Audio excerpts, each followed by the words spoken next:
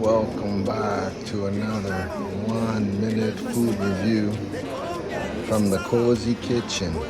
Today we have chicken flautas, beans and rice, pico de gallo, and Swiss lemonade. That's made with the whole lemon, even the peels. Let's try the chicken flautas first. Oh yeah.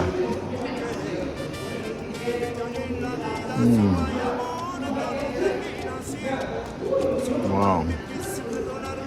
That's a lot of food. It's got guacamole on the top.